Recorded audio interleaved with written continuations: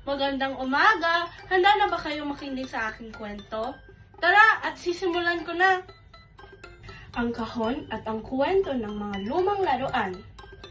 Isang araw, may isang luma at walang lamang kahon ang naiwan sa isang sulok ng tindahan. Maya-maya pa ay may isang lolo na nagdikit ng isang papel sa kahon na walang laman. Hindi maintindihan ni kahon kung ano ang nakasulat sa kanya. Ang sabi na lang niya sa kanyang sarili, Mabuti na lang at meron pa pala akong silbi kahit na isang basurahan. Pagkalipas ng ilang araw, may isang kasambahay na naglagay ng isang manika na madumi ang damit at hindi pantay ang gupit ng buhok. Masayang masaya si kahon sapagkat mayroon na siyang kasama. Sabi niya kay manika, Kumusta, iha? Maligayang pagdating dito sa akin. Maraming salamat, kaibigan. Maigi ngang nandito din ako. Ano ba ang nangyari sa iyo, iha? Mukha ka atang napabayaan? Ganito kasi ang nangyari. May isang salbaheng bata na naglubog sa akin sa putikan at ginupit-gupit niya ang aking buhok. Kaya, eto na ako na yon. Ang pangit-pangit ko na. Dapat tinuturuan ng leksyon ang mga bata salbahe. ang kwento ng manika kay kahon. Pagkalipas ng isang araw, may isang ama ang naglagay ng isang asul na robot sa loob ng kahon. Kamusta, kaibigan? Maligayang pagdating sa basurahan. Hindi ako masaya sapagkat iniwan ako ng batang nagma-may-ari sa akin. Naku, kaibigan, kawawa ka naman. Tutal, tayo lang man ang nandito. Baka gusto mong ikwento ang nangyari sa'yo. O sige, isa akong robot na model ng sikat na manggagawa ng mga robot sa telebisyon.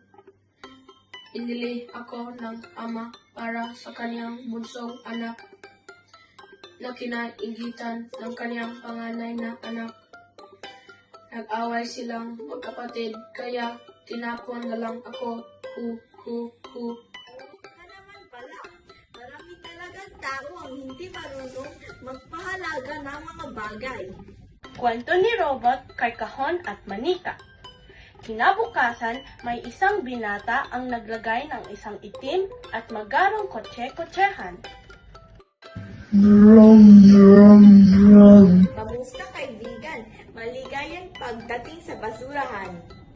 Itong malungkot, iniwan na ako ng binatang magmamayari sa akin. Kaya hindi ako masaya, hindi na ko kailangan. Kawawa ka naman. Huwag ka mag-alala. Nandito naman kami. Kung gusto mong kwento mo sa amin kung ano nangyari sa'yo. Kasi aalis na puputang ibang bansa ang batang ng may-ari sa akin.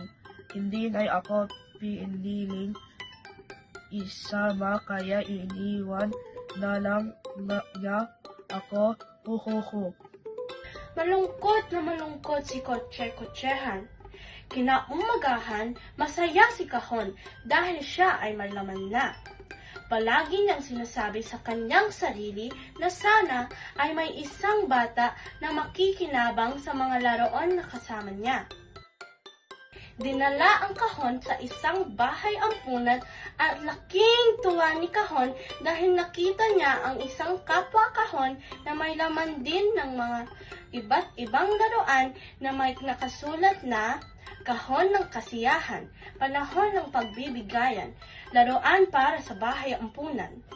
At dyan nagtatapos ang ating kwento, kaya lagi nating tatandaan na pahalagahan ang lahat ng bagay sa mundo, may buhay man o wala. Hanggang sa susunod na kwentuhan, paalam!